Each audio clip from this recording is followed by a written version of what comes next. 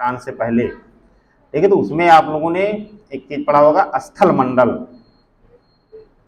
ठीक है। स्थल मंडल क्या है? स्थल मंडल एक एक चीज आप समझते चलेंगे तभी आप इसमें समझ पाएंगे।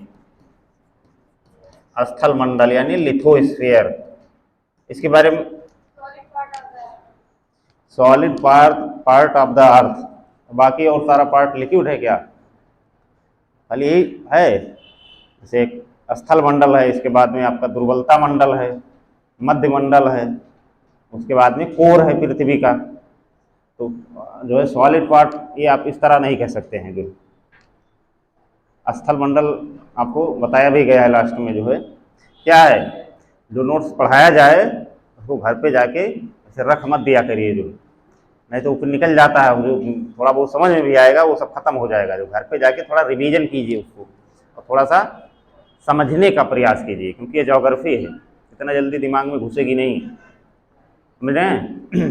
तो घर पे अगर रिवीजन नहीं किए तो सबसे मेन चीज़ भूल जाएंगे आप किसी भी टॉपिक का। जो अगर वो भूल गए तो फिर समझे में नहीं आएगा आगे का, ठीक है। स्थल मंडल हम लोगों ने चर्चा की थी कि 100 से 200 किलोमीटर सतह से 100 से 200 किलोमीटर मोटी एक परत है। जो आप लोगों ने सतह देखा था कि जो है कैसी है, सतह पे आपने सबसे ऊपर क्रस्ट के भाग को देखा था, फिर मेंटल को देखा था, मेंटल देखा था, और उसके बाद में कोर के भाग को देखा था। मैंने क्या बताया था कि पूरा क्रस्ट यानी स्थल मंडल है जो है, इसकी गहराई जो है लगभग 100 से 200 किलोमीटर। तो आपका क्रस्ट जो है वो मात्र 30 किलोमीटर का चौड़ाई वाला क्षेत्र है। जो तो यानी जो स्थल मंडल होगा वो आपका क्रस्ट तो पूरा होगा ही होगा, इसके अलावा मेंटल का भी ऊपरी भाग उसमें सम्मिलित होगा, क्योंकि 29 किलोमीटर चौड़ाई का क्षेत्र है ना गहराई का। अब मैंने बताया कि स्थल मंडल की जो गहराई है वो 100 से 200 किलोमीटर तक है। जो तो यानी क्रस्ट भी शामिल होगा और मेंटल का भी कुछ भाग शामिल होगा, तो इसको हम लोग बोलते हैं स्थल मंडल। और इसके ठीक नीचे आपका कौन सा मंडल है, क्या नाम है उसका? दुर्बलता मंडल। अब दुर्बलता मंडल की विशेषता क्या है? ये प्लास्टिक अवस्था में है, यानी सेमी लिक्विड है, अर्ध तरल, पूरी तरीके से तरल की भांति नहीं है, अर्ध तरल है। और ये माना जाता है कि जो स्थल मंडल है वो दुर्बलता मंडल के ऊपर तैरता है, ठीक है। यानी उस पर मूवमेंट होता है, दाहिने बाएं आगे पीछे, उसमें जो है पृथ्वी की सतह पे मूवमेंट होता है। अब ये पूरे जो पृथ्वी की सतह है वो केवल एक प्लेट में नहीं है, इसमें कई सारी बड़ी प्लेटें हैं सम्मिलित हैं और कई सारी छोटे छोटे प्लेटें भी सम्मिलित हैं। जो ये टूटी हुई हैं, टूटी एक दूसरे से जुड़ी हुई हैं प्लेटें। जो तो कोई प्लेट पीछे की तरफ मूवमेंट कर रही है, कोई अपने दाहिने तरफ मूवमेंट कर रही है, कोई अपने बाएं तरफ मूवमेंट कर रही है, यानी पूरे धरातल पे जो है ये सारी प्लेटें दाहिने बाएं आगे पीछे कहीं ना कहीं मूवमेंट करती रहती हैं। और उस मूवमेंट के कारण बहुत सारे परिवर्तन हमारे स्थलाकृति के क्षेत्र में होते रहते हैं। कहीं पर्वत का निर्माण हो रहा होगा, कहीं पे खाइयाँ बन रही होंगी, कहीं भ्रंश का निर्माण हो रहा होगा, कहीं मैदान निर्मित हो रहे होंगे, कहीं नदी का प्रवाह क्षेत्र बन रहा होगा, कहीं पठार बन रहा होगा, है नहीं, कहीं ज्वालामुखी की घटनाएं बढ़ रही होंगी, कहीं पे भूकंप आ रहा होगा। ये सारी चीज़ें जो है इन प्लेटों के मूवमेंट से ही होती हैं।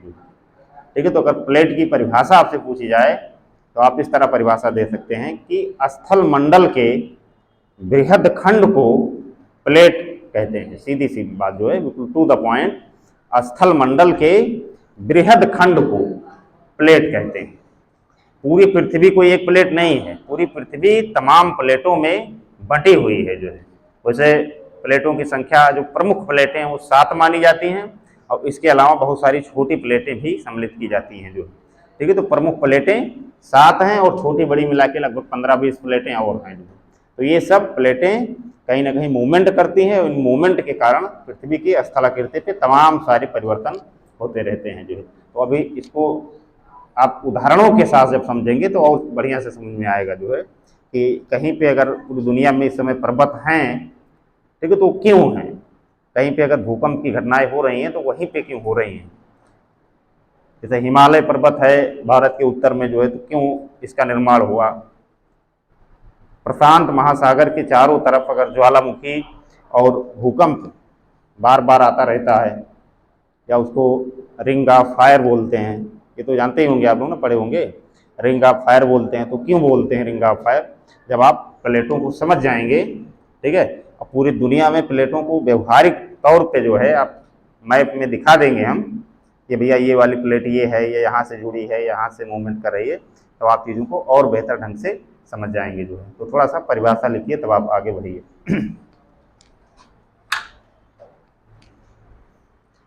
हेडिंग डाल लीजिए हो, प्लेट विवर्तन की सिद्धांत, प्लेट टेक्टोनिक थ्योरी अंग्रेजी में डाल लो। मोस्ट इंपॉर्टेंट टॉपिक है आपके भूगोल का, ठीक है। हाँ हाँ, नया चैप्टर है समझो, चैप्टर वही है, टॉपिक नया है, ठीक है, टॉपिक ये नया है। हेडिंग यही है, प्लेट टेक्टोनिक थ्योरी। मन के छोटी हेडिंग डाल दो, प्लेट की परिभाषा। पहले तो प्लेटें समझेंगे ना, प्लेट की परिभाषा लिख लो, उसके बाद उसमें लिखो थोड़ा सा। आवाज जा रही है पीछे तक? हाँ तो लिखो।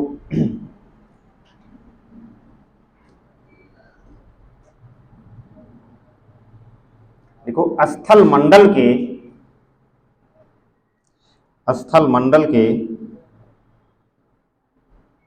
बृहद खंड को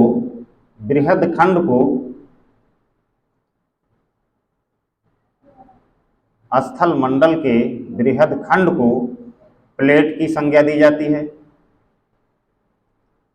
स्थल मंडल के बृहद खंड को प्लेट की संज्ञा दी जाती है।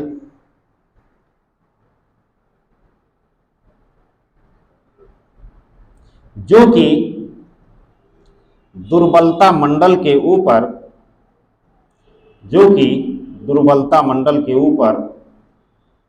क्या वो नहीं आ रहा है क्या? जो कि दुर्बलता मंडल के ऊपर तैर रही है, जो कि दुर्बलता मंडल के ऊपर तैर रही है।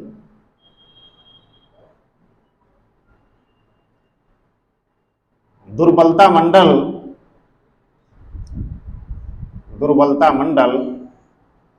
अर्ध तरल अवस्था में है।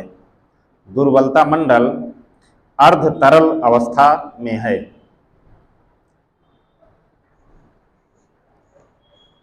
दुर्बलता मंडल अर्ध तरल, अब अंग्रेजी में लिख देगा सेमी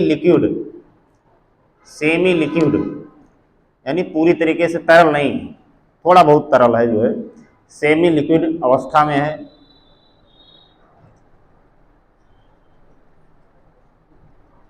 सेमी लिक्विड। अब थोड़ा यहाँ रुक जाओ। अब अगर इतने में किसी को दो चीज़ों के बारे में अभी भी कन्फ्यूजन है तो भी एक बार मैं फिर से समझा दूं जो है, नहीं तो फिर आपको कन्फ्यूजन, आगे चीज़ें समझ में नहीं आएंगी। जो पहला चीज़ है स्थल मंडल, सबको समझ में आ गया कि नहीं? और दुर्बलता मंडल, ये दो बातें क्लियर हैं सबकी कि नहीं क्लियर?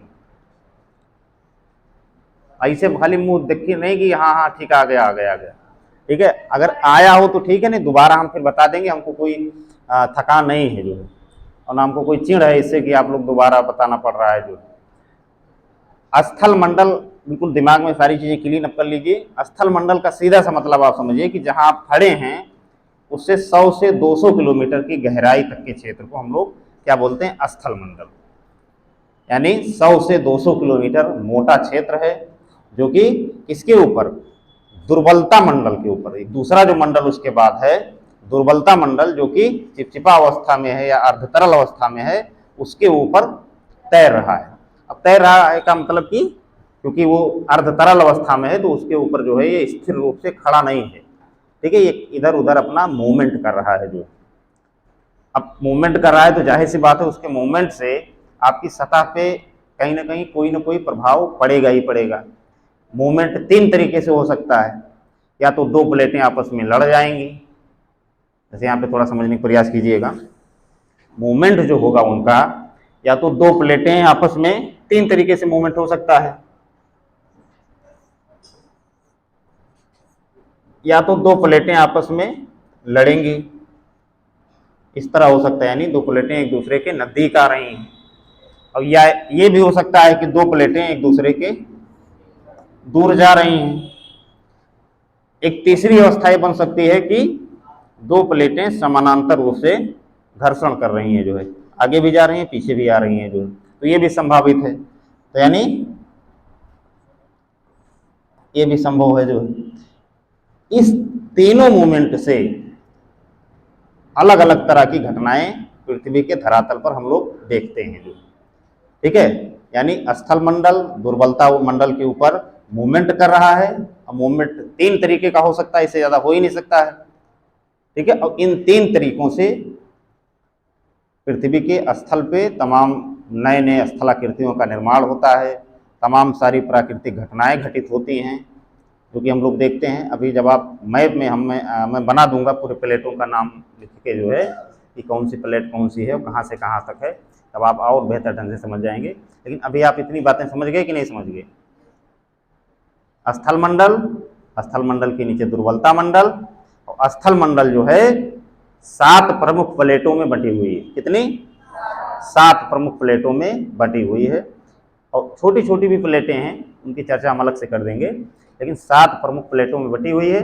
कहीं पे प्लेटें एक दूसरे से नजदीक आ रही हैं, कहीं दूर जा रही हैं, कहीं समानांतर रूप से संचलन कर रही हैं। जो अभी हम इसको भी थोड़ा होल्ड करके रखते हैं कि इसका प्रभाव क्या होगा, वो भी छोड़ देंगे। ठीक है, अभी हमको ये देखना है कि प्लेट क्या है, ये समझ में आप लोगों को आ जाए। जो है जो और प्लेट विवर्तन की सिद्धांत, उसके आगे की बात क्या होगी? प्लेट विवर्तन की सिद्धांत, यानी एक सिद्धांत के रूप में जो है इसको किस रूप में हमारे सामने विकसित होके ये आया है। जो आगे लिखो थोड़ा सा क्या लिखे हो लास्ट वाक्य?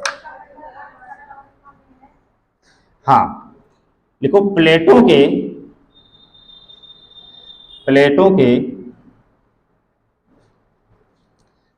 एक दूसरे के सापेक्ष, प्लेटों के एक दूसरे के सापेक्ष,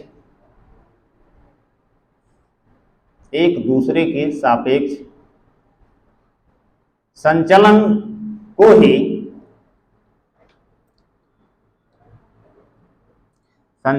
ही प्लेट विवर्तन की कहा जाता है। प्लेट विवर्तन की कहा जाता है, इसको हम लोग अंग्रेजी में प्लेट टेक्टोनिक कहते हैं। प्लेट विवर्तन की कहा जाता है, जिससे पृथ्वी की सतह पर, जिससे पृथ्वी की सतह पर विभिन्न स्थलाकृतियों का निर्माण होता है, जिससे पृथ्वी की सतह पर विभिन्न स्थलाकृतियों का निर्माण होता है।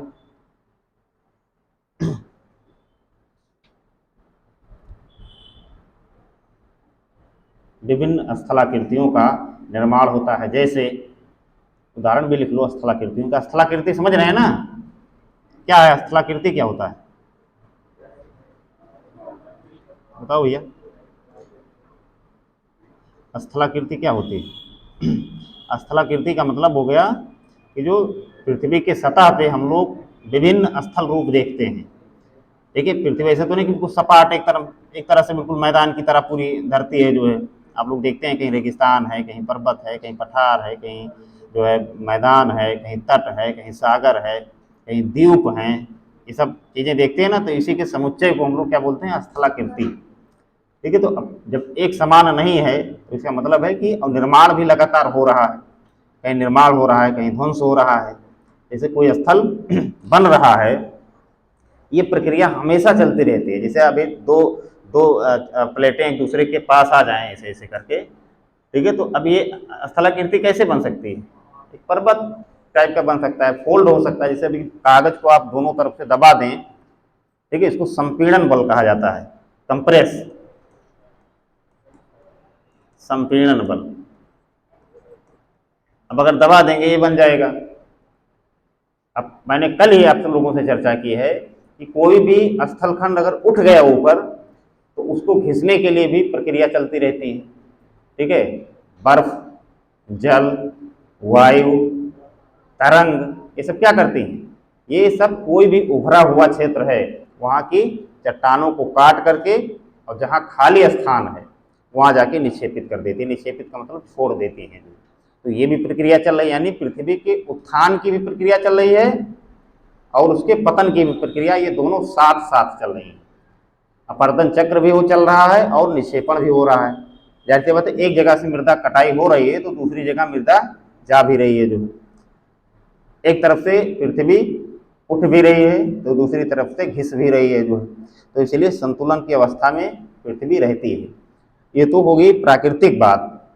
प्राकृतिक तौर पे अगर इस प्रकार का संतुलन बना है तो कोई दिक्कत नहीं होती, प्रकृति इतना संतुलित कर लेती है। दिक्कत इसमें यहाँ आती है कि जब हम लोग मानव अपनी तकनीकी क्षमता के बल पे उसमें परिवर्तन कराने की चेष्टा करता है, ठीक है, तब समस्याएं प्रबल हो जाती हैं। जो ठीक है, जैसे अभी आप किसी जो है पर्वतीय क्षेत्र में या सेंसिटिव क्षेत्र है कोई पर्यावरण के दृष्टिकोण से, वहाँ पे अगर कोई बहुत ज़्यादा हस्तक्षेप आप करने लगते हैं तो वहाँ की पूरी इकोलॉजी डिस्टर्ब हो जाती है। जैसे पर्वतीय क्षेत्र है, पर्वतीय क्षेत्र में आदमी जब मैदानी क्षेत्रों में उब जाता है तो घूमने जाता है। आप लोग भी देखिए, जाते हैं गर्मी के महीने में पर्वतीय क्षेत्र में जाते हैं, ठंडी के महीने में रेगिस्तान उगिस्तान की तरफ चले जाते हैं कि थोड़ा गर्म रहे, ठीक रहे। ठीक है, तो वहाँ अगर व्यक्तियों का मूवमेंट हो रहा है तो बहुत स्वाभाविक सी बात है कि वहाँ पे होटल भी बनाए जाएंगे। जहाँ पे भी आदमी जाएगा वहाँ प्रदूषण तो करेगा ही करेगा। ठीक है, वैसे को थोड़े चला जाएगा और इंफ्रास्ट्रक्चर भी आपको तैयार करना पड़ेगा। ऐसे को थोड़े कि आदमी से पहाड़ वहाँ पे चढ़ते कूदते बंदरों की तरह पहुँच जाएगा। जी, आपको हाईवेज भी बनाने पड़ेंगे। अगर आपको वहाँ पे होटल बनाने हैं, ठीक है, तो मजबूत सड़कें बनानी पड़ेंगी कि जिसपे घर बनाने की सामग्री आसानी से चली जाए। जो ब्रिज बनाने पड़ेंगे क्योंकि कई घाटियाँ इतनी चौड़ी होती हैं कि उसमें आप रोड बना ही नहीं सकते हैं। जैसे अभी चिनाव नदी पे बनाया गया ना ब्रिज, ठीक है, तो पता लगा 1 किलोमीटर दूर की घाटी है जो है, तो उसमें कितना आप कैसे जो है रोड बना पाएंगे, तो उसमें आपको ब्रिज बनाना पड़ेगा। यानी आप चाहे अनचाहे आप वहाँ की इकोलॉजी को डिस्टर्ब कर रहे हैं, और अगर इकोलॉजी डिस्टर्ब हुई तो जो प्राकृतिक रूप से समायोजन की क्षमता होती है वो डिस्टर्ब हो जाती है। तो हमको उसके प्रतिफल के रूप में क्या मिलता है, बादल फटने की घटनाएं, कहीं पे भूस्खलन हो गया, पहले पूरा गांव आज था कल गांव में पूरा खत्म हो गया, जो धंस गया, या ऊपर से इतनी ज़्यादा मृदा आके पूरे गांव पे गिर गई कि पूरा गांव ही गायब हो गया, जो है 100 फुट नीचे दब गया गांव। जो है अभी 2013 में आप लोगों ने देखा उत्तराखंड में जो है इतनी बड़ी आपदा आई। हर साल हर दूसरे तीसरे साल कोई ना कोई प्राकृतिक आपदा जो है हर क्षेत्र में आती है। तो प्राकृतिक आपदा का मतलब हो गया कि प्राकृतिक के स्वयं समायोजन की जो क्षमता है, ठीक है, वो आप समाप्त कर रहे हैं। जो जैसे अभी फोड़ा फुंसी हो जाए शरीर में, ठीक है, तो शरीर में इतनी प्रतिरोधक क्षमता है कि वो धीरे धीरे समाप्त हो जाएगी। जो अगर आप दवा नहीं भी लेते हैं तो शरीर में ही इतनी आपके प्रतिरोधक क्षमता है कि वो धीरे धीरे उसको समाप्त कर देगा। जो लेकिन अब आप बिल्कुल लग जाएं, इन्हें फोड़ा है तो हम जो है अपने हिसाब से करेंगे, जो है पूरा पैरवे काट डालें तब वो थोड़े सही हो जाएगा कि पैर पूरा जुड़ जाएगा। जो है कोई दिक्कत नहीं, ऐसे 2-4 दिन बांधे रखो रस्सी वस्सी से बस जुड़ जाएगा। जो तब नहीं जुड़ेगा, जो क्योंकि उतनी ज़्यादा समायोजन की क्षमता न प्रकृति में नहीं है जो जितनी हम लोग अपेक्षा कर लेते हैं। तो कहने का मतलब है कि उत्थान और पतन ये दोनों साथ साथ प्रकृति में चलते हैं। जो ठीक है, आगे थोड़ा सा एक लाइन और लिखो। क्या लिखे हो लास्ट लाइन? हाँ, उदाहरण में लिख लो यही सब उदाहरण, जैसे पर्वत, पठार, मैदान, भ्रंश, द्वीप, पर्वत, पठार, मैदान, भ्रंश, द्वीप, भूकंप, ज्वालामुखी,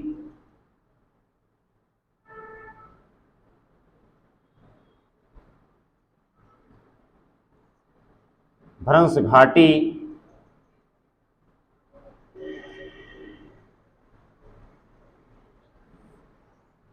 बड़ी बड़ी, अब ये तो मेजर स्थलाकृतियाँ हो गई, मेजर स्थलाकृतियाँ हो गई। जैसे पर्वत मैंने बोल दिया सब में, लेकिन पर्वत में बहुत सारे स्थलाकृतियाँ, उसमें इतना डिटेल हम लोग नहीं जाना है। यानी ये मेजर स्थलाकृतियाँ हैं पृथ्वी के धरातल पर, यानी यही स्थलाकृतियाँ आपको हर जगह मिलेंगी। या तो पर्वत मिलेगा, या तो मैदान मिलेगा, या तो रेगिस्तान मिलेगा, या तो कोई जलीय भाग मिलेगा। इसके अलावा तो कोई चीज़ मिलना नहीं है। जो जितना लगभग आप लोगों ने उदाहरण लिख लिया है, यही सारी जगह मिलता है जो। और इसी का जो है निर्माण यानी पुनरुत्थान और पतन, ये दोनों साथ साथ चलने वाली प्रक्रिया हैं जो। तो प्लेट विवर्तन की आपको यही बताने का प्रयास करती है, प्लेट विवर्तन की सिद्धांत है कि भैया किस प्रकार से किस जगह कैसा निर्माण होता है और कैसा मूवमेंट होता है, इसी को आपको केवल समझना है इसमें जो है।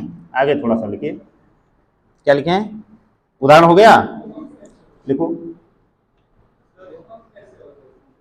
भूकंप कैसे होते हैं? अब दो प्लेटें, अगर दो प्लेट बता रहे हैं, ठीक है, तो इन तीनों स्थितियों में भूकंप कॉमन है। जब दो प्लेटें एक दूसरे से दूर हटती हैं तो अंदर से जो है जब गैप बन जाता है, भ्रंश बन जाता है बीच में इस क्षेत्र में, ठीक है, तो अंदर से तप्त मैग्मा जो होता है वो तेजी से बाहर निकलता है जो। तो तेजी से अगर बाहर निकलेगा तो आपकी धरती में कंपन होगा ही होगा। अगर ये निकल गया तो कंपन होगा ही होगा, और अगर ये नहीं निकल पाया तो ये हर समय निकलने का प्रयास करेगा जो, तो उससे भी आपकी धरती कंपेगी कंपेगी। इसका सबसे बढ़िया उदाहरण आपका हिमालयी क्षेत्र है। देखो हिमालयी क्षेत्र में भूकंप खूब आते हैं, लेकिन ज्वालामुखी की घटनाएं नहीं होती हैं। इसका कारण ये है कि ये जो हिमालय पर्वत है, बहुत इसकी मोटाई जो है बहुत ज़्यादा है जो है, अवसाद वाला क्षेत्र रहा है जो है, तो इसलिए मोटाई इसकी ज़्यादा है। और इसलिए जब ज्वालामुखी के द्वारा तप्त मैग्मा नहीं निकल पा रही है, ठीक है, उसको स्पेस नहीं मिल रहा है, तो वो हिलाती रहती है हर दूसरे तीसरे साल जो है। और छोटे छोटे भूकंप तो हर दिन आते ही रहते हैं पूरे क्षेत्र में जो, ठीक है, तो निकल जाएगी तब भी दिक्कत है, और नहीं निकलेगी तब भी वो भूकंप वाला क्षेत्र बन के ही रहेगा जो। दूसरी चीज में, जब दो प्लेटें एक दूसरे के नजदीक आ रही हैं, दूर जा रही हैं, सॉरी दूर जा रही हैं, तब भी भूकंप की प्रबल संभावना होती है जो।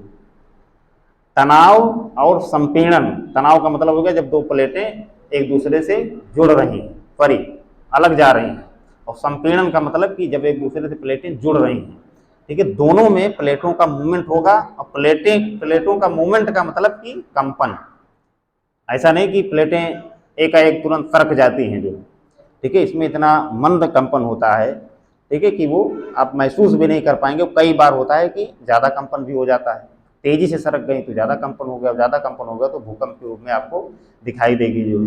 तीसरी स्थिति आपकी है जिसको हम लोग समानांतर प्लेट संचलन कहते हैं। समानांतर प्लेट संचलन में भी ये स्थिति होती है कि प्लेटें एक दूसरे से रगड़ती हैं, ठीक है, समानांतर जो है वो जो है आगे भी मूवमेंट कर रही हैं, पीछे भी मूवमेंट कर रही हैं, ठीक है, तो उस दौरान भी कंपन की स्थिति पैदा हो जाती है जो। तो तीनों परिस्थितियों में भूकंप आते हैं, लेकिन ज्वालामुखी जो है वो दो ही परिस्थितियों में आते हैं जो, तीनों परिस्थितियों में नहीं आ पाते हैं, क्योंकि ज्वालामुखी का मतलब हो गया कि जो भ्रंश है वो निकल गया, जो भ्रंश बन गया, और भ्रंश के द्वारा जो है चीज़ें आंतरिक भागों से बाहर की तरफ निकल रही हैं जो, जिसको रिफ्ट वैली बोलते हैं हम लोग। अभी आगे हम लोग बताएंगे उदाहरणों के द्वारा जो है कि पूरी दुनिया में कहाँ कहाँ रिफ्ट वैलियाँ बनी हुई हैं। जैसे ग्रेट अफ्रीकन रिफ्ट वैली बनी हुई है जो दक्षिण अफ्रीका से लेके और मिस्र तक, यानी पूरे अफ्रीका महाद्वीप को एक तरह से चीर देती है जो। और चलिए आज भी उसके जो है आपको परिणाम देखने को मिल जाएंगे। किलिमंजारो ये सब पर्वत भी आपको देखने को मिल जाएंगे। उसी में तमाम झीलें हैं जो आपकी यूपीएससी में खूब पूछी जाती हैं, जो जहाँ जहाँ स्पेस रहेगा वहाँ झीलों का निर्माण हो गया जो। ज्वालामुखी की घटनाएं भी पूर्व में घटित हुई हैं, लेकिन वर्तमान में घटित नहीं हो रही। भारतीय क्षेत्र में भी मैंने कल बताया था कि भारतीय क्षेत्र में भी पूर्व में ज्वालामुखी की घटनाएं हुई हैं, लेकिन प्रेजेंट टाइम में ज्वालामुखी की घटनाएं आपको नहीं देखने को मिल रही हैं, केवल भूकंप की स्थिति आपको देखने को मिल रही है। क्योंकि ये माना जाता है कि जो भारत में उत्तर का मैदानी क्षेत्र है, इसके अवसाद की गहराई जो है 1 से 2 किलोमीटर तक है, यानी 1 से 2 किलोमीटर तक के गहराई में केवल अवसाद जमा है, ठीक है, यानी ये 1 से 2 किलोमीटर के बाद में जब आप खुदाई कर देंगे, उसके बाद में जो मूल मृदा यहाँ की है या इस क्षेत्र की, वो आपको दिखाई देगी जो है।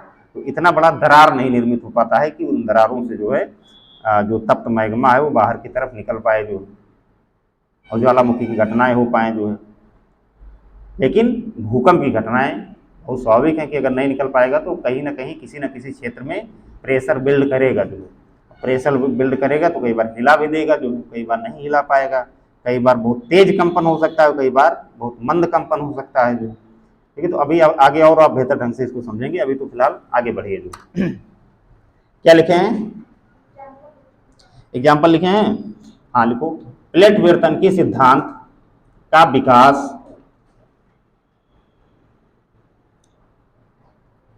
प्लेट विवर्तन की सिद्धांत का विकास वेगनर के महाद्वीपीय विस्थापन सिद्धांत, प्लेट विवर्तन की सिद्धांत का विकास वेगनर के, एक वेगनर विद्वान हुए हैं, ठीक है, उन वेगनर ने एक सिद्धांत दिया है, वो फेमस सिद्धांत है जिसका नाम है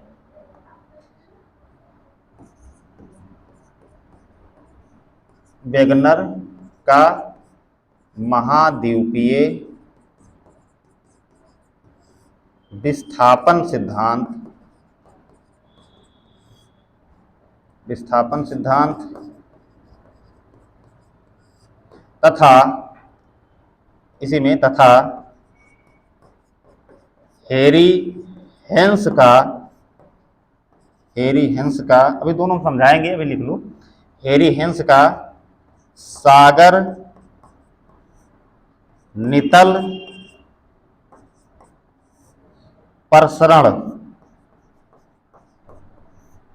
सिद्धांत, सागर नितल प्रसरण सिद्धांत, सागर नितल प्रसरण सिद्धांत का सम्मिलित रूप है, का सम्मिलित रूप है, का सम्मिलित रूप है।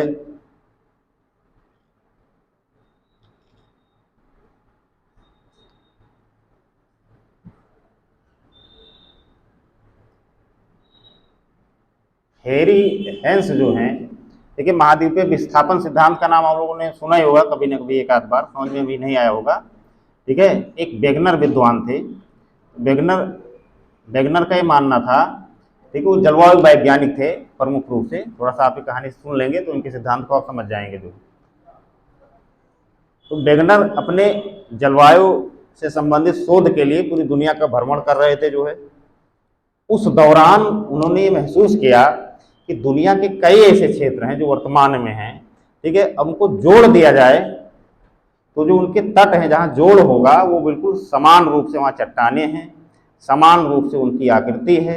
यानी अगर आप वर्तमान में विश्व के मैप को देखेंगे, इन्होंने सबसे बढ़िया जो उदाहरण दिया कि उत्तरी अमेरिका को यूरोप से, अब देखिए वहाँ पे, और दक्षिणी अमेरिका को अफ्रीका से अगर जोड़ दिया जाए, ठीक है, तो जैसे ये लगता है कि ये एक ही टुकड़े के दो भाग हैं, यानी एक ही गोले के टूटे हुए दो भाग हैं। जो इसके बाद में इन्होंने दूसरा सिद्धांत ये दिया, दूसरी बातें जो बताई कि इन तटों को जोड़ने के बाद में जो यहाँ की चट्टाने हैं उनको भी अगर मिलाया जाए तो दोनों समान रूप से हैं।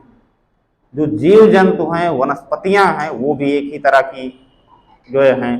तो इसका मतलब कि पूर्व में ये सारे क्षेत्र जो है एक दूसरे से जुड़े हुए थे, एक दूसरे से सारे क्षेत्र जुड़े हुए थे, लेकिन बाद के वर्षों में यही जो स्थल मंडल की हम लोग चर्चा कर रहे हैं, प्लेटों के संचलन की बात कर रहे हैं, प्लेटों के संचलन का ही प्रभाव है कि ये एक दूसरे से दूर हटते गए और एक समय ऐसा आ गया कि बहुत दूर हट गए। जो ठीक है, वर्तमान में जो स्थलाकृति दिख रही है पूरी दुनिया में, जो महाद्वीप हैं आपके, ठीक है, वो महाद्वीप इस स्वरूप में आ गए और आज भी इन महाद्वीपों में उसी दिशा की तरफ जो है मूवमेंट ऑलरेडी चल रहा है। जो इसका हिमालय के संदर्भ में भी उन्होंने कहा कि हिमालय जो पर्वत है ये यूरेशियन प्लेट और इंडो ऑस्ट्रेलियन प्लेट, अभी इन सारी प्लेटों का नाम भी लिखूंगा, ठीक है, ये जो है उत्तर पूर्व दिशा की ओर जो है आज भी मूवमेंट कर रही हैं। जो है यानी जो भारत है वो ऊपर चीन की तरफ, आप कह लीजिए चीन की तरफ अभी भी धीमे धीमे गति से जो है मूवमेंट कर रहा है। जो उधर पर जा रहा है तिब्बत का पठार, एक ठोस पिंड, तो तिब्बत के पठार से टकरा के जो है आज भी हिमालय के ऊंचाई में निरंतर वृद्धि हो रही है जो, इसलिए कहा जाता है हिमालय पर्वत युवा है। तो महाद्वीपीय विस्थापन सिद्धांत में से यही बात बताएगी कि महाद्वीप जो हैं वो पूर्व में विस्थापन किए हैं और आज भी विस्थापन कर रहे हैं और आगे निकट भविष्य में भी उनके विस्थापन की पूरी संभावना है। और इन्होंने सबसे बढ़िया जो उदाहरण इसका दिया या अपने तर्क के पक्ष में जो साक्ष्य दिया वो सबसे बढ़िया साक्ष्य है कि पूरे पृथ्वी पे जितने भी महाद्वीप आपको दिख रहे हैं उनको अगर जोड़ दिया जाए तो एक गोले के रूप में हो जाएंगे जो, यानी पूर्व में पृथ्वी एक गोले के रूप में रही होगी, ठीक है, उसके बाद में सिकुड़ी होगी तो कई टुकड़ों में बंट गई और टुकड़ों में बंटने के बाद में प्लेट विवर्तन की सिद्धांत जो दिया गया है उसी के तहत जो है सारे टुकड़े एक दूसरे के विपरीत या एक दूसरे के पास मूवमेंट कर करके वर्तमान की स्थिति में ये लोग पहुंचे हैं जो, जैसे दक्षिण भारत का उदाहरण दिया था कि दक्षिण भारत का जो पठारी क्षेत्र है ये एक्चुअल में अफ्रीका का भाग था, लेकिन धीरे धीरे जो है ये उत्तर पूर्व दिशा की ओर विचरण करते करते आके भारत से जो है मिल गया और इंडो ऑस्ट्रेलियन प्लेट का हिस्सा बन गया जो, ठीक है। बहुत सारे उदाहरण ये माना जाता है कि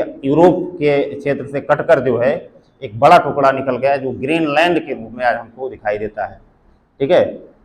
वहाँ देखिए हरा हरा पार्ट है आपको वर्ल्ड के मैप में, यूरोप और कनाडा के बीच में दिख रहा है कि नहीं दिख रहा है, ठीक है। तो उसको भी जोड़ दिया जाए और पूरे उत्तरी अमेरिका को यूरोप से जोड़ दिया जाए तो देखो एक तरह से फिट बैठ भी रहा है जो इनका सिद्धांत जो है, और दक्षिण अमेरिका को जो है अफ्रीका से जोड़ दिया जाए, ठीक है। तो तरह से जिग्सा फिट जो है, जैसे अभी एक ही टुकड़े से आप उसको 2-4 भाग में बांट लें फिर उसको बाद में जोड़ दें तो फिट बैठ जाता है जो है, ठीक है। सेम इसी प्रकार से इन्होंने पृथ्वी के संदर्भ में भी कही है जो, तो इन्होंने जो सिद्धांत दिया पूर्ण रूप से मतलब एक समग्र सिद्धांत के रूप में प्लेट टेक्टोनिक थ्योरी के तहत ही आया, लेकिन शुरुआत इन लोगों ने ही किया था जो है कि भैया ऐसे ऐसे चीज़ें हो सकती हैं। ये किसने कहा था? वेगनर ने जो इनका सिद्धांत वेगनर ने महाद्वीपीय विस्थापन सिद्धांत के नाम से यह स्पष्ट है कि महाद्वीपों का विस्थापन यानी मूवमेंट। दूसरा सिद्धांत इसी में 1962 में दिया गया हेरी हेंस महोदय के द्वारा। हेरी हेंस ने कहा कि जब दो प्लेटें एक दूसरे से दूर हटते हैं तो जो सागरीय क्षेत्र है, ठीक है, उसका विस्तार होता है।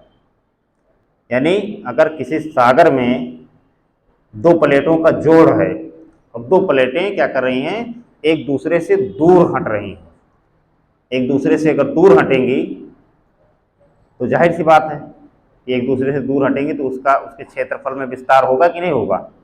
अब मान लो इसको मिटा दें, थोड़ा मिटाते रहने तो आप समझ ही नहीं पाएंगे। हेरी हेंस का जो सिद्धांत है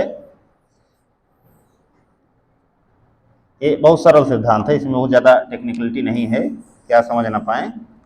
हेरी हेंस ने सीधी सी बात कहा कि अगर किसी सागर में मान लो ये प्लेट का जोड़ है और ये पूरा क्षेत्र है सागर, ये कोई सागर है और यहाँ पे प्लेटों का विपरीत मूवमेंट है, यानी एक दूसरे से दूर हट रही है, जिसको हम लोग टेक्निकल भाषा में, भूगोल की भाषा में अपसारी प्लेट सीमांत बोलते हैं।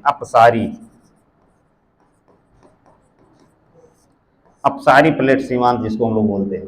तो इन्होंने कहा कि भैया ये प्लेटें जब एक दूसरे से दूर हटती हैं, ठीक है, तो सागर के नितल का विस्तार होता है।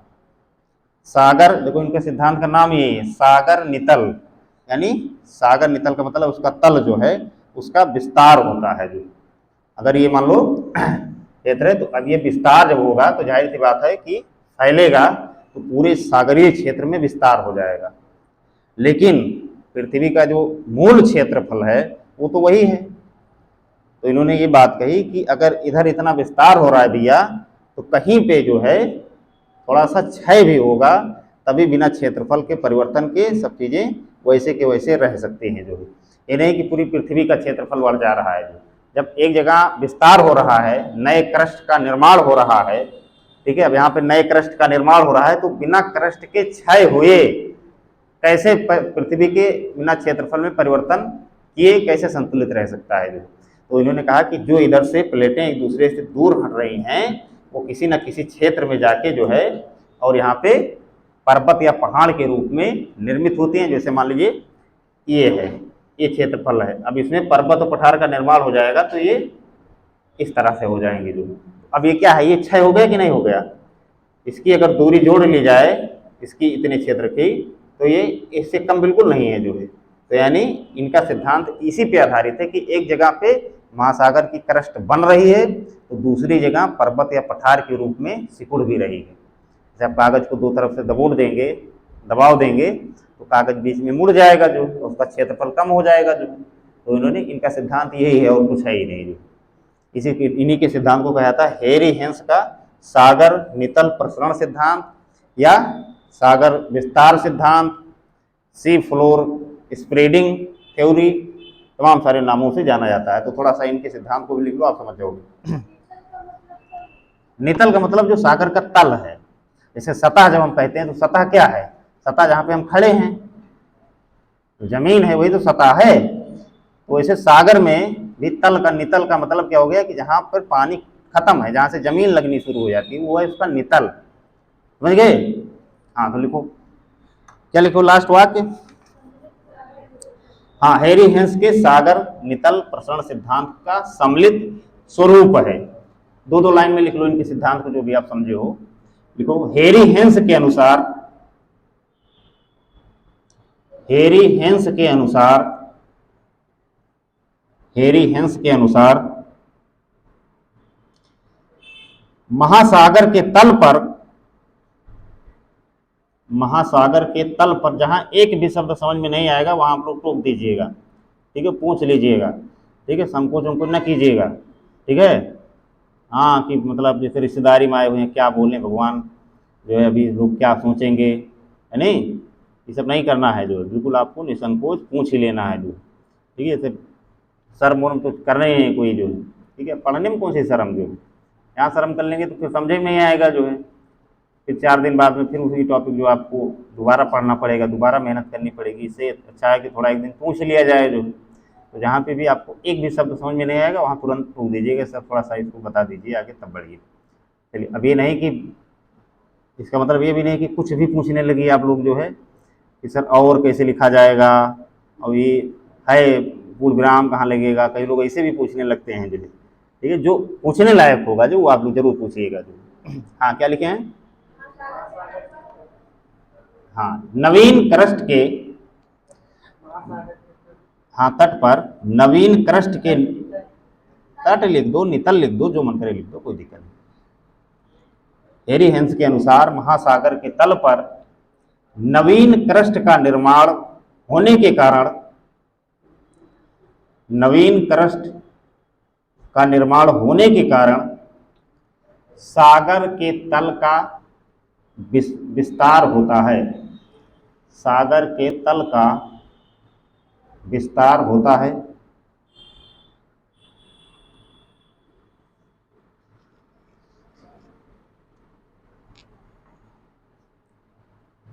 विस्तार होता है। ऐसी स्थिति में,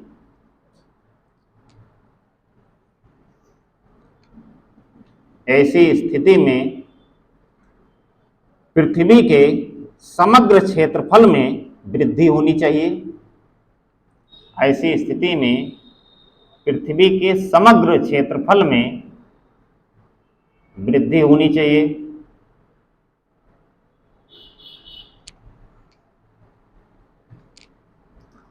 समग्र क्षेत्रफल में वृद्धि होनी चाहिए, लेकिन ऐसा नहीं है, या ऐसा नहीं होता है, लेकिन ऐसा नहीं होता है,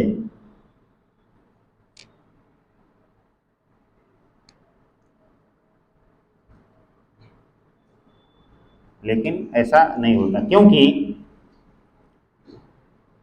एक तरफ नवीन क्रस्ट का निर्माण होता है, लेकिन एक तरफ नवीन क्रस्ट का निर्माण होता है तो वहीं दूसरी तरफ, तो वहीं दूसरी तरफ क्रस्ट का क्षय भी होता है, तो वही दूसरी तरफ क्रस्ट का क्षय भी होता है।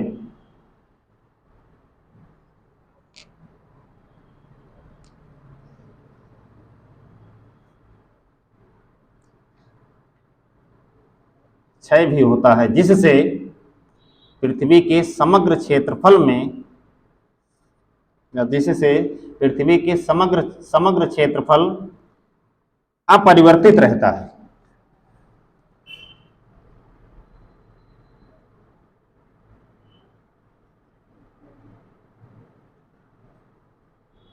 अपरिवर्तित रहता है। यानी हेरी हिंस के सिद्धांत को आप लोग समझ ही गए होंगे कि नहीं समझे। हेरी हिंस का कहने का मतलब है कि एक जगह अगर निर्माण हो रहा है भैया, ठीक है, तो जाहिर सी बात है अगर क्षेत्रफल परिवर्तित रखना है तो आपको कहीं ना कहीं क्षय भी करना पड़ेगा, जो है नहीं, तभी पृथ्वी के समग्र क्षेत्रफल में अपरिवर्तन बना रहेगा या संतुलन बना रहेगा। जो ऐसा कुछ थोड़ा है कि पृथ्वी का जो है नया क्षेत्रफल बन जाएगा। अगर कहीं क्रस्ट का निर्माण हो रहा है तो कहीं क्षय भी होगा, तभी संतुलन बना रहेगा। जैसे इस पृथ्वी पे कोई भी जीव जंतु है, ठीक है, अगर वो पैदा जितना हो रहा है उतना अगर मर भी रहा है तो कोई बात नहीं, संतुलन बना हुआ है, जितने लोग जा रहे हैं उतने लोग आ रहे हैं। अब अगर ये आप कह दें कि जनसंख्या भी ना बढ़े और लोगों के जनशक्ति भी वैसे वैसे बनी रहे, तो ये संभव है? उतने लोग पैदा भी हो रहे हैं, जनसंख्या भी ना बढ़े, जो तो बिना मरे संभव ही नहीं है। जो अगर लोग मरेंगे नहीं तो असंतुलन पैदा हो जाएगा, जो है। तो इसी सिद्धांत का नाम है सागर नितल प्रसरण सिद्धांत। ये आप हर चीज में लागू होता है, जो हर जगह पे लागू हो। जितना निर्माण होगा उतना क्षय होगा, ठीक है। अगर जितना निर्माण हो रहा है उतना क्षय नहीं होगा तो इसका मतलब विस्तार हो जाएगा, जो और जितना आप कमा रहे हैं, ठीक है, उतना खर्चा कर रहे हैं तो आप जैसे हैं वैसे बने रहेंगे, कोई दिक्कत नहीं है, जो ठीक है। लेकिन अगर आप ज़्यादा अमीर हो रहे हैं, पूंजी आपके पास ज़्यादा इकट्ठा हो रही है, तो इसका मतलब आप ज़्यादा कमा रहे हैं। खर्च यानी क्षय आप कम कर रहे हैं, जो और या तो फिर आप गरीब हो रहे हैं, तो इसका मतलब कि आप जितना कमा रहे थे उससे या तो कम कमा रहे हैं या तो आप खर्चा ज़्यादा करना शुरू कर दिए, जो और संतुलन अगर बना के रखना है कि जैसे हैं वैसे बने रहें, जितना कमा रहे हैं उतना खाइए, आराम से रहिए, ठीक है। तो आपको संतुलन अगर मेंटेन करना है तो दोनों में संतुलन बनेगा, तभी काम होगा, जो यानी जितना कमा रहे हैं उतना खर्चा भी कीजिए, ठीक है। अब ये कहिए कि हम ज़्यादा भी कमाएंगे जो है अमीर भी नहीं होंगे, तो ये संभव है कि दोनों विपरीत बातें एक ही पक्ष में हो जाएं, यानी पृथ्वी के क्रस्ट का विस्तार भी हो और पृथ्वी का क्षेत्रफल भी न बदले, ठीक है। तो इन्होंने कहा कि विप्लेट विवर्तन की सिद्धांत उसमें यही चीज़ें दुरुस्त की गई कि भैया जितना क्रस्ट का निर्माण होगा उतना क्रस्ट का क्षय भी कहीं ना कहीं पे होगा ही होगा। अब क्रस्ट का क्षय कैसे होगा? या तो कहीं पे पर्वत पठार का निर्माण हो जाए, जो है चीज़ें सिकुड़ जाएं, जैसे पर्वत पठार में कैसे निर्माण फोल्डिंग होने लगती है, ठीक है। कोई चीज़ अगर फोल्ड करेंगे तो थोड़ा स्पेस कम लेने लगेगा, जो या तो फोल्डिंग होने लगे और या तो दो प्लेटें टकराएं अगर आपस में, एक प्लेट इधर से और एक प्लेट इधर से, तो इसमें या तो फोल्डिंग हो यानी वलन जिसको कह रहे हैं पर्वत वलित पर्वतों का निर्माण हो, और या तो भी ऐसा भी हो सकता है कि कोई प्लेट इसमें से, ये भी संभव नहीं कि दोनों प्लेट बिल्कुल बराबर वजन की हैं, ये भी संभव है कि एक प्लेट ज़्यादा भारी हो और एक प्लेट थोड़ा सा हल्की हो, जो है ये भी तो संभव हो सकता है।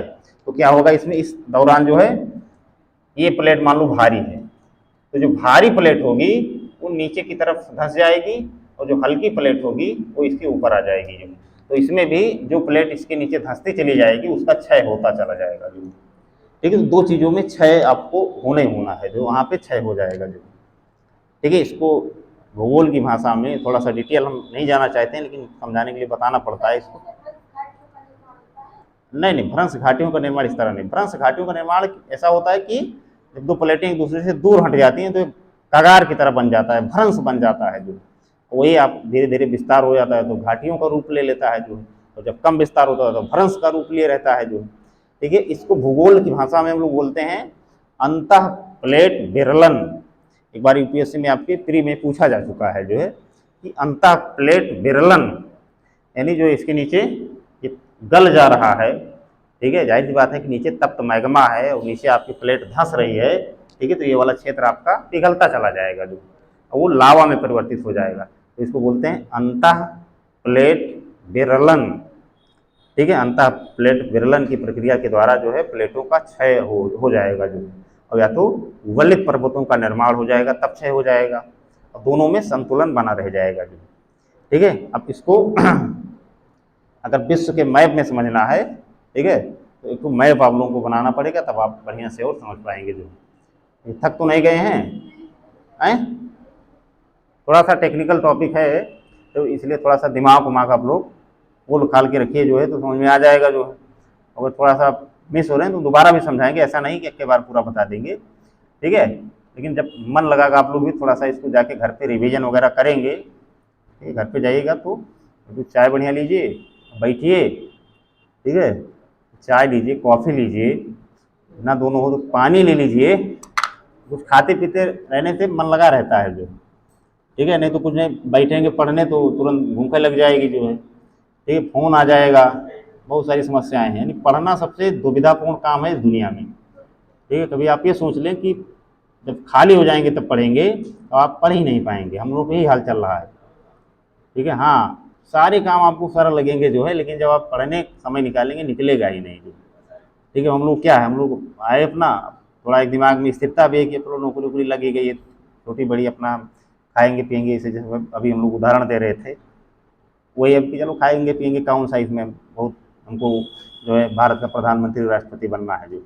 तो अब मन में एक तो स्थिरता है, और स्थिरता है, उसके बाद में जब आप ये सोचेंगे कि यार सारे काम से जब फुर्सत पा जाएंगे तब बैठ के पढ़ेंगे, तो कभी फुर्सत मिलेगी ही नहीं। दिन भर आपको कोई ना कोई काम, कोई ना कोई फ़ोन, कोई ना कोई कुछ ना कुछ चलता ही रहेगा जो है, जब तक सोएंगे नहीं जो। और जब तक आपको फुर्सत मिलेगी तब तक आपको लगेगा कि अब यार सो जाना चाहिए, नहीं सुबह आप जग नहीं पाएंगे जो, ठीक है। तो ये होती है, इसी को कहते हैं कंफर्ट जोन।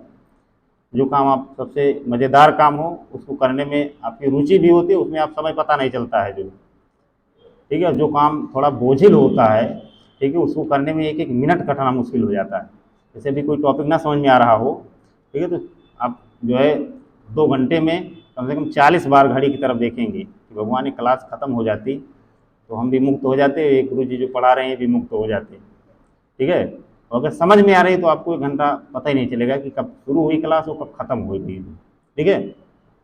तो कहने का मतलब ये है कि सारे उहापोह को एक तरफ, पढ़ाई को पहली प्राथमिकता में अगर शामिल करेंगे, ठीक है, तब आप पढ़ पाएंगे। नहीं तो अब तो डिस्टर्ब करने के लिए बहुत सारी चीज़ें हैं आपके सामने, घर वाले हैं, परिवार वाले हैं, ठीक है, बच्चे हैं छोटे छोटे, ठीक है, कहीं आप किताबें फाड़ वाड़ देंगे आपकी जो है, ठीक है, कुछ ना कुछ कोई रोने ही लगेंगे, कुछ नहीं करेंगे जो है, उसी में आप दौड़ जाएंगे।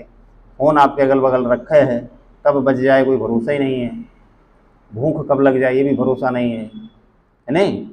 तो सारे डिस्टर्बेंस हो ही जाएंगे आपको जो है, लेकिन पढ़ने की फुर्सत नहीं मिलेगी। लेकिन आप अगर ये टारगेट करेंगे कि भैया पढ़ने से फुर्सत मिलेगी तो कोई दूसरा काम कर पाएंगे जो, ठीक है। लड़कियों के लिए पता लगे घर वाले कहें थोड़ा खाने बना डालो, हैं, कुछ ना कोई पहुंच गया पानी ही ले आओ, होता है कि नहीं। लड़कों के लिए तो इतना संकट नहीं है, लड़कों के सब कोई नहीं मांगता है, लेकिन लड़कियों को कोई पानी ही मांग लिया घर का कोई बड़ा सदस्य, तो अब जवाब तो थोड़े दे पाएंगे जो, कुछ नहीं कोई चाय बना लाओ, ठीक है। तो ऐसे छोटे मोटे काम आपको करने ही पड़ेंगे जो, ठीक है। तो आप कह दीजिए हम पढ़ रहे हैं, अभी लड़ जाइए घर पे जो, हमको ना बताइएगा कि हमारे एक सर वही बताए हैं जो, कल हमारे पास शिकायत आ जाएगी सर आप पढ़ाइए और ये सब फर्जी बात का बताती है बच्चों को जो है, पता लगे कल आप लोग पीट पटा के घर से आए जो है, ठीक है, मतलब आधे लोग मारे गए घर पे, ठीक है। तो ऐसी स्थिति ना हो, थोड़ा बहुत सहयोग करिए, लेकिन पढ़ाई को हमारे कहने का मतलब प्राथमिकता में लाइए जो, ठीक है। सारे काम को एक तरफ और पढ़ाई एक तरफ जो है, तब आप पढ़ पाएंगे। इसको रिवीजन कीजिए, घर पे जाइए, रिवीजन में जहाँ चीज़ें ना समझ में आए उसको आप दोबारा आके पूछिए जो है, ठीक है। यहाँ एक को क्वेश्चन हम कई दिन हो गया क्लास, 7-8 दिन हो गया, और हम तो पढ़ाते ही रहते हैं, हर साल पढ़ाते रहते हैं जो, इसी क्लास में नहीं कोई क्लास यहाँ, मतलब पूरे ज़िले की हालत ये है कि कभी कोई, या तो 2 ही चीज़ें हो सकती हैं, तो पूरी बातें एक के बारे में समझ में आ जाती हैं सबको, या तो एक के बारे में सारी बातें समझ में आ जाती हैं, और या तो कुछ भी नहीं समझ में आता है, ठीक है। 2 ही चीज़ें हो सकती हैं। अगर पूरी बातें जब प्रश्न नहीं उठ रहे हैं, तो या तो पूरी बातें समझ में आ गई और या तो कुछ भी नहीं समझ में आया। अगर थोड़ा बहुत आएगा प्रश्न बनेगा, ये तो आप लोग तय कर लीजिए कि आपकी स्थिति क्या है जो, ठीक है। अगर प्रश्न बन रहे हैं तो इसका मतलब आप समझने का प्रयास कर रहे हैं, थोड़ा बहुत समझ में आया है। तो आप प्रश्न नहीं पूछ रहे हैं तो इसका मतलब हम मान के चलते हैं कि आप लोग पूरा समझ में आ गए। हम ये क्यों मान के चलें कि आपको समझ में नहीं आया होगा?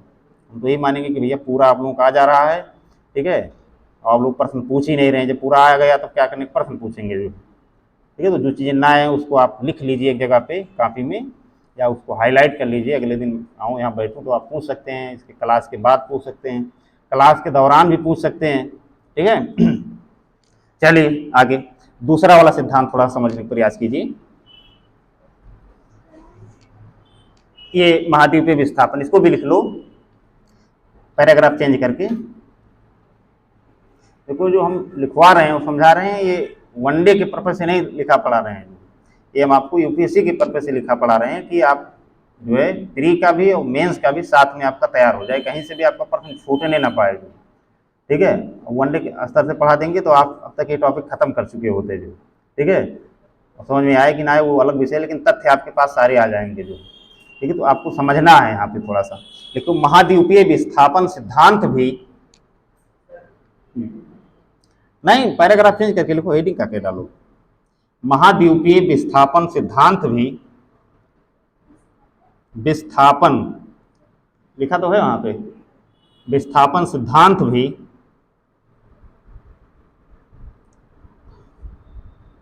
प्लेट विवर्तन की सिद्धांत को समझने का आधार है। प्लेट विवर्तन की सिद्धांत को समझने का आधार है।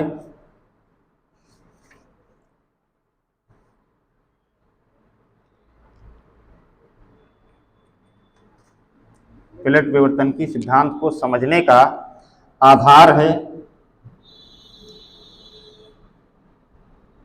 इस सिद्धांत का प्रतिपादन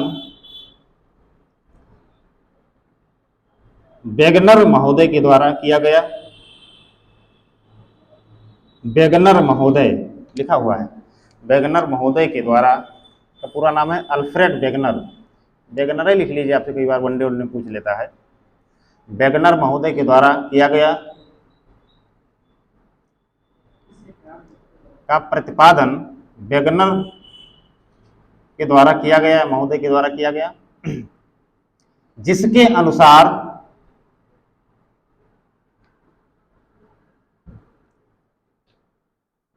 महाद्वीपों की वर्तमान स्थिति, महाद्वीपों की वर्तमान स्थिति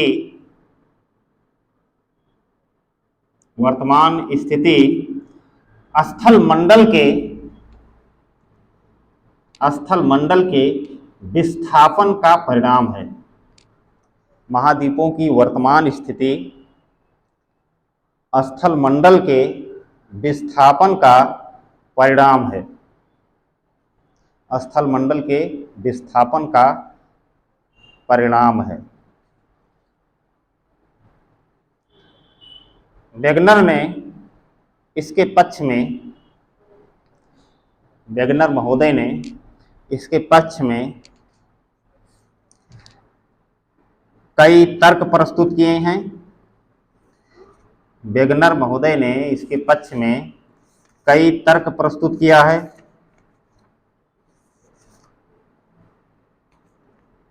कई तर्क प्रस्तुत किया है, जैसे महाद्वीपों का परस्पर जुड़ाव, महाद्वीपों का परस्पर जुड़ाव, जिग्साफिट अंग्रेजी में लिख दीजिए, जिग्साफिट।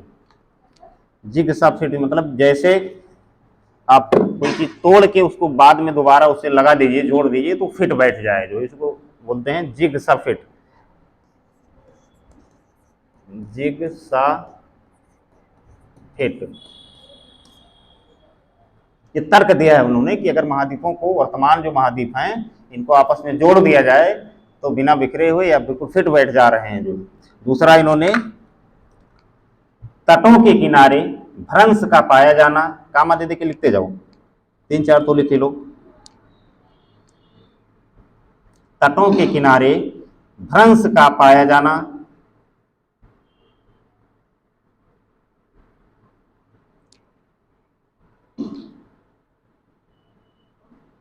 दोनों तटों पर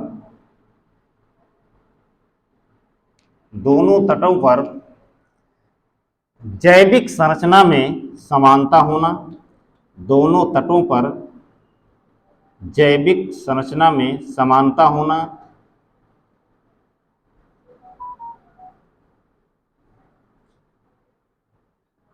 समानता होना, जैविक जो है समानता होने का मतलब हो गया कि वहाँ की मृदा, वहाँ की वनस्पतियाँ, वहाँ के जीव जंतु में काफ़ी मेल जोल देखने को मिलता है जो है, चाहे अफ्रीका के घाना वगैरह को ले लीजिए और ब्राज़ील को ले लीजिए, इन सारे तटों पे बहुत सारी समानता आपको देखने को मिल जाएगी जो है।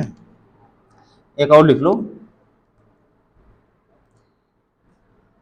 पूरा जलवायविक प्रमाण, अच्छा रहने दो शब्द मत लिखो, लिखो कोयला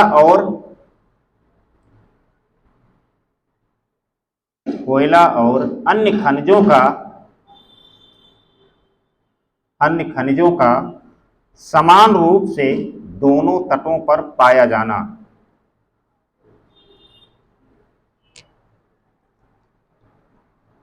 आदि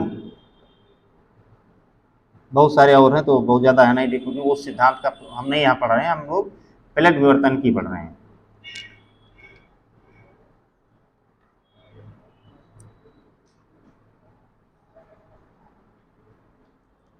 अब पैराग्राफ चेंज करके जो है थोड़ा सा आगे बढ़ो, पैराग्राफ चेंज करके लिखो। अब चूंकि कितनी प्लेटें हैं, ठीक है, इस बात को लेके जो है पूरी दुनिया के जो भूगर्भ वैज्ञानिक हैं, ठीक है, इनमें कई बार मतभेद रहा है, लेकिन आप जानते ही हैं कि जो सबसे ज़्यादा प्रभावशाली है उसी की बातों को माना जाता है। जो जैसे अभी 3-4 लोग लड़ें जो है किसी बात को लेकर, 2 पक्ष लड़ जाएं, तो सबसे ज़्यादा जो प्रभावशाली होगा, ठीक है, उसी की बात ज़्यादा मानी जाएगी। जो है भैया लड़ो या तो और लड़ो, कह देगा तो लड़ेंगे मर जाएंगे, और कह देगा बंद करो तो बंद भी कर देंगे।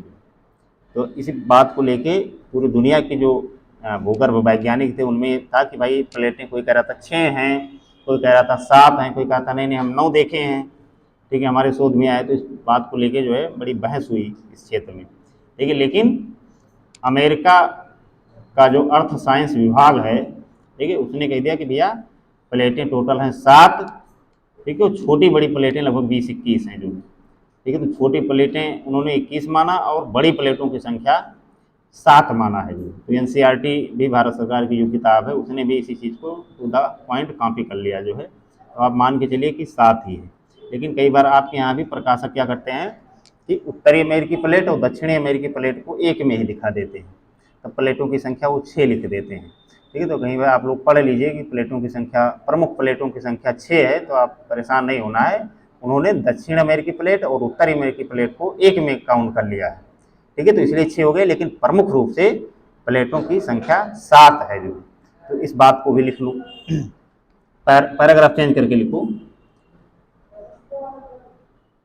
देखो प्लेट विवर्तन के सिद्धांत में यह माना गया है कि प्लेट विवर्तन के सिद्धांत में यह माना गया है कि यह माना गया है कि प्लेट महाद्वीपीय एवं महासागरीय, माना गया है कि प्लेट महाद्वीपीय एवं महासागरीय क्रस्ट से, महासागरीय क्रस्ट, महाद्वीपीय एवं महासागरीय क्रस्ट दोनों से बने हुए हैं, महाद्वीपीय एवं महासागरीय क्रस्ट दोनों से बने हुए हैं। महाद्वीपीय प्लेट की औसत मोटाई, महाद्वीपीय प्लेट की औसत मोटाई महासागरीय प्लेट से अधिक होती है।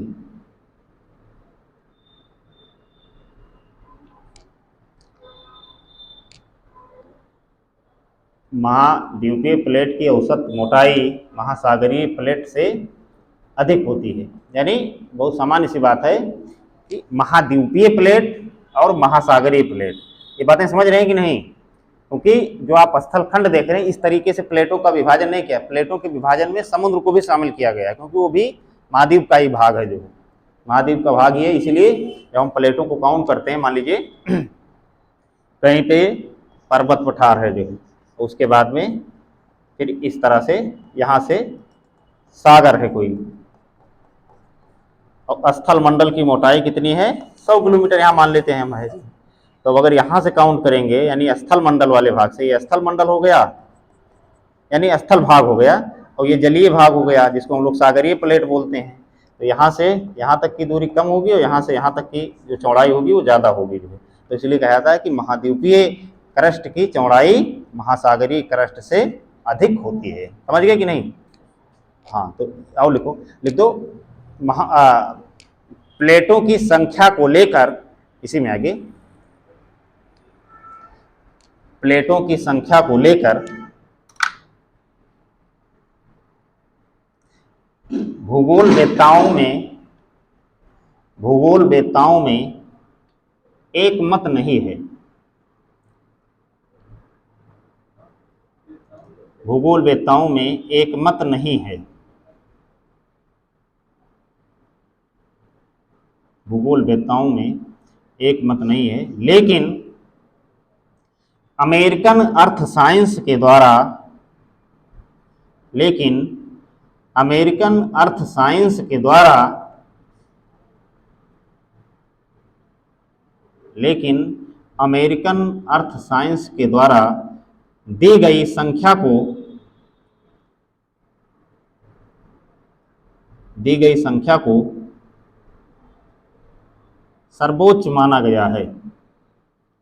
दी गई संख्या को सर्वोच्च माना गया है या स्वीकार किया गया है, जिसके अनुसार बृहद प्लेटों की संख्या, जिसके अनुसार बृहद प्लेटों की संख्या 7, जिसके अनुसार बृहद प्लेटों की संख्या 7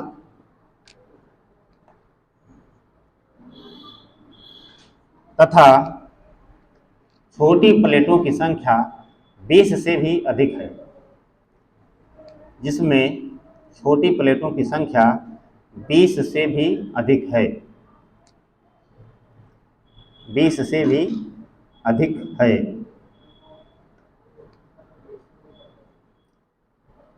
जिसमें सबसे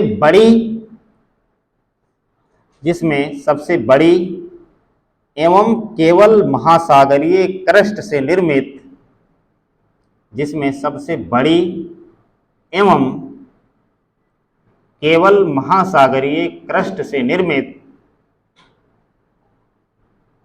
केवल महासागरीय क्रस्ट से निर्मित प्लेट, महासागरीय क्रस्ट से निर्मित प्लेट प्रशांत महासागरीय प्लेट है। प्रशांत महासागरीय प्लेट है। अब यहाँ एक काम करो, यहीं पे 7 प्रमुख प्लेटों का नाम लिख लो, ठीक है? तो अभी मैप बनवा के उसमें दिखा भी देंगे कौन सी प्लेट कहाँ है और किसका क्या नाम है, तो आप और बढ़िया समझते चले जाएंगे जो, ठीक है? तो 7 नाम लिखो। पहली यही लिख दो, पहली प्रशांत महासागरीय प्लेट।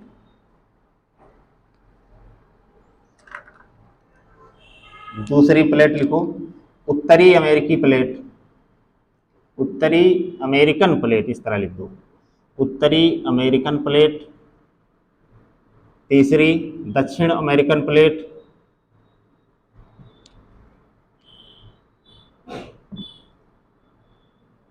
तीसरी दक्षिण अमेरिकन प्लेट। चौथी अंटार्कटिका प्लेट, अंटार्कटिका लिख दूं, अंटार्कटिका प्लेट।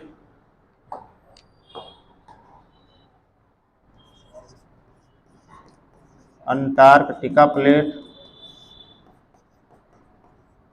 चौथी अफ्रीकन प्लेट, चौथी, चौथी नहीं पांचवी होगी अफ्रीकन प्लेट। अगली यूरेशियाई प्लेट, यूरेशियाई प्लेट, यूरेशियाई प्लेट।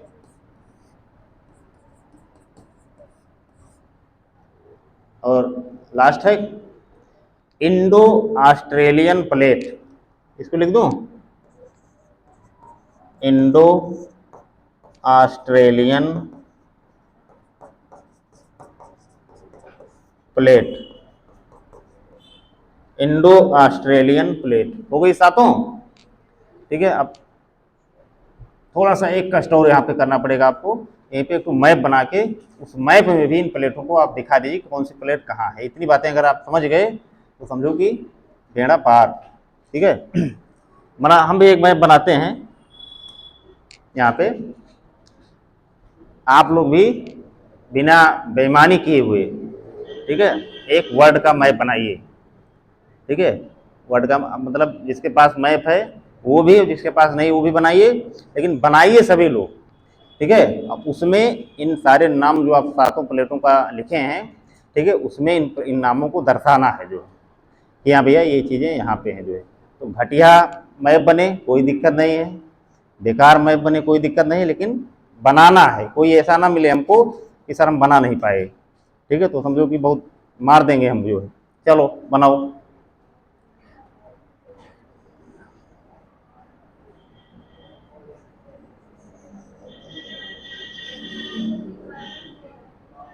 पहले एक वर्ड का मैप बना लो, बस उसी में हम दिखा देंगे कि कौन सी प्लेट कहाँ पे है। जो गलत हो गया हमारा क्या,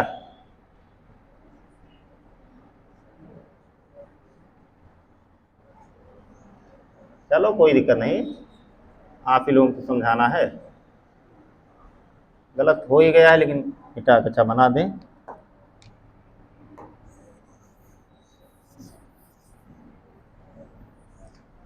सब कुछ सेट करना दिक्कत हो जाएगी जो।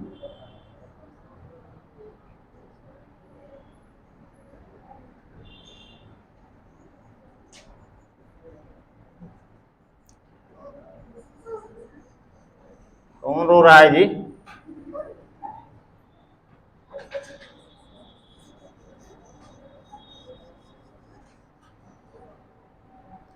ठीक है, इधर आपका हो जाएगा यूरेशियाई प्लेट यानी यूरोप जो है प्रेजेंट टाइम का, उसको आप दिखा दीजिए।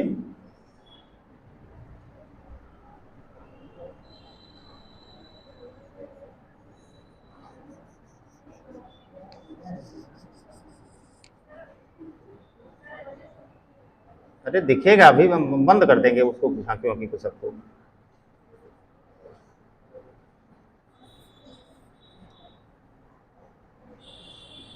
बना कुछ ये बहुत बेकार बना है, लेकिन कोई बात नहीं,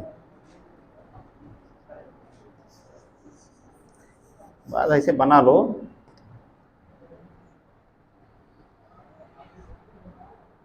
यहाँ अब स्पेस कम होने के कारण हम थोड़ा सा यहाँ अपने हिसाब से कर देंगे। इसको आप लोग अपने कॉपी में मत कीजिएगा गड़बड़, उसका थोड़ा कलर हम चेंज करके तब इसमें दूसरी चीज़ें भरें। कौन सा कलर कर दें? ये वाला कलर कर दें। अब देखो इसमें ये, अब हंसना बंद करो भाई सब लोग। जो सोच रहे हैं क्या गुरुजी भी इतना घटिया बनाए, तो हम लोग चाहे जैसा बना लें। ठीक है, इससे आप लोगों को आसानी होगी जो। अब इसमें आपको ये दिखाना है कि प्लेटें कौन सी क्या हैं जो। ठीक है, अब इसमें देखो एक चीज आपको ध्यान रखना है कि ये महाद्वीप का स्थल खंड का चित्र है, ना कि ये प्लेटों का विवरण। प्लेटों का विवरण आपका महाद्वीप और महासागर दोनों को मिला के होगा जो। ठीक है, तो पहला तो सबसे बड़ी प्लेट जो है वो है प्रशांत प्लेट। दिखेगा कि दूसरा कलर कर दें? दूसरा कलर कर दें, कहीं क्लियर आल ना हो जाए।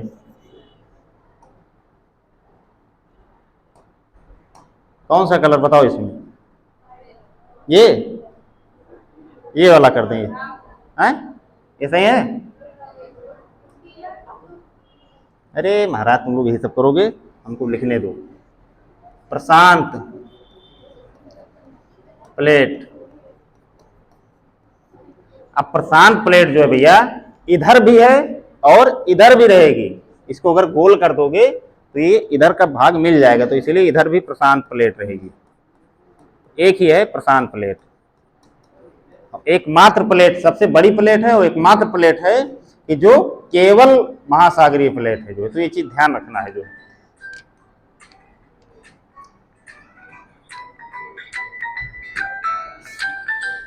एक मिनट, हाँ सर,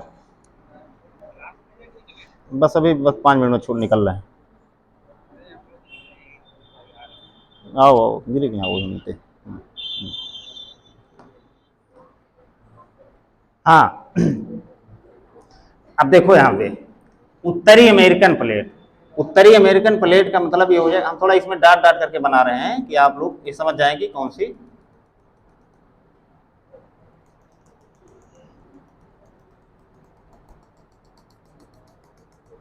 ठीक है, अब देखो इधर प्रशांत प्लेट हो गया, अब ये हो गया उत्तरी अमेरिकन प्लेट। यहां से ऐसे इसको डिवाइड कर लो, ये हो गया दक्षिणी। कौन हंस रहा है जी इतना? दक्षिणी अमेरिकन प्लेट। अब ये जो नीचे आप देख रहे हैं, क्योंकि यहाँ स्पेस कम होने की वजह से थोड़ा इसको ऊपर बना दिए हैं हम। यहाँ पे देखो ये हो जाएगी अंटार्कटिका। अंटार्कटिका प्लेट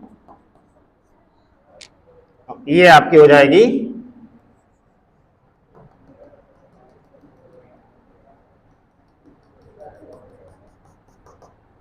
ये अफ्रीका की रिफ्ट वैली से सीधे यहां तक है, तो ये हो जाएगा अफ्रीकन प्लेट।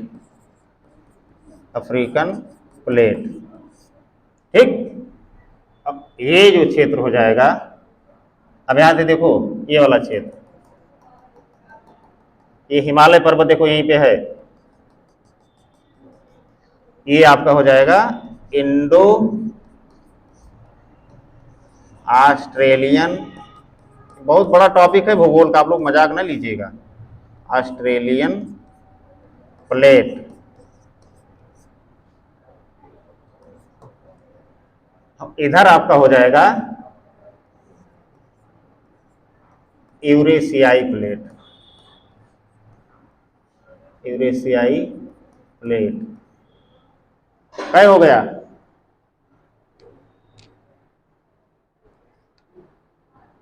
एक, दो, तीन, चार, एक प्रशांत महासागर 5 और एक अंटार्कटिका 6। एक कौन छूट रहा है?